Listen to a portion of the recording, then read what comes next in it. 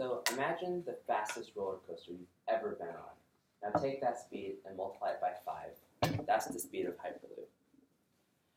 In 2013, Elon Musk proposed that the idea of a Hyperloop, which would be able to take somebody from New York to San Francisco in a mere 30 minutes. Imagine being able to go to Japan or London within an hour, being able to take a day trip there. I know for sure I would love to do that. Being part of our school's Hyperloop team, I've had to do a bit of research on the topic, and I'm here to present to you what it is, some background of it, how it works, and some of the advantages and disadvantages when it comes to using Hyperloop transportation. So the big question of the day is, what is Hyperloop? I like to describe Hyperloop pretty simply by saying that you put a pod in a tube and you go really, really fast. And I'll go down to the mechanics more later, but that's all you need to know for now. Hyperloop has become a big research opportunity for many corporations. For example, Hyperloop One, believe it or not, is specializing in researching Hyperloop.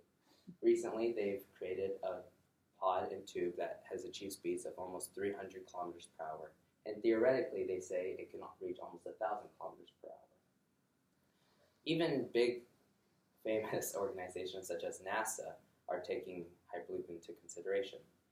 For example, in Decker and his colleagues' article, Feasibility of Hyperloop, they look at multiple factors that are factors towards the feasibility of Hyperloop.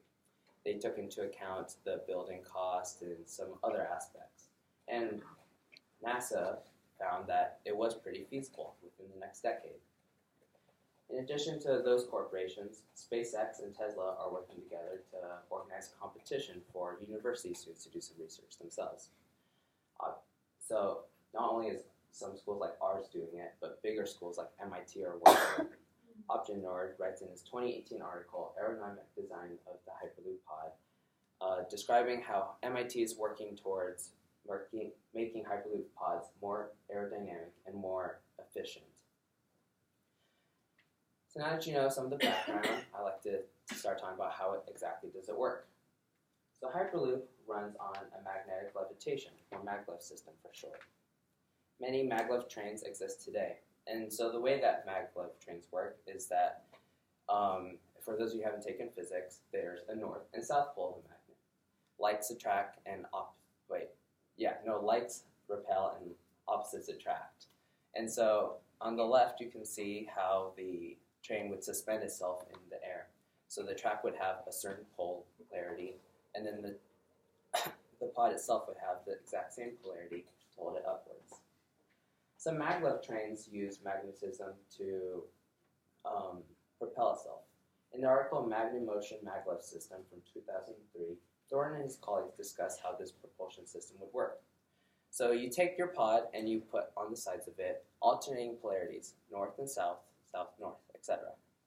And on the rail, you would put alternating polarity as well, which kind of attract and repel it. For example, in the top left portion of the pod, you can see that it's attracted to the south but repelled by the north, moving it from right to left.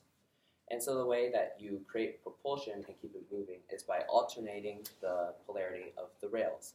So the south become north and the north becomes south. And by alternating it really, really fast, you can create a magnetic field which will allow the pod to propel itself. What differentiates Hyperloop pods and normal maglev trains is the vacuum tube, however. Hyperloop uses vacuum tubes, which means that there's no air inside of it. By having no air inside of it, that means there's no air resistance. Have you ever run across a track and felt the wind against your face? Now that's air resistance. And by removing the air pushing back against the pod, the Hyperloop pod can achieve even higher speeds. In addition to that, however, it has allowed for a new form of propulsion in cold gas propulsion. The way that cold gas propulsion works is you start with compressed gas in the left portion in a canister, and you slowly let the air leak out. And because the air wants to escape from the really cramped space of the canister to the more open and vacuum tube, the gas will start to move in the left direction. And in order to counteract that, the pod will move in the opposite direction, thus pulsing the pod forward. It's discussed in the 2019 article Cold Gas Compression, where Knight and his colleagues explain how exactly the system would work. But the basics of that is what I discussed. Now I'm here to talk about some of the advantages and disadvantages of Hyperloop.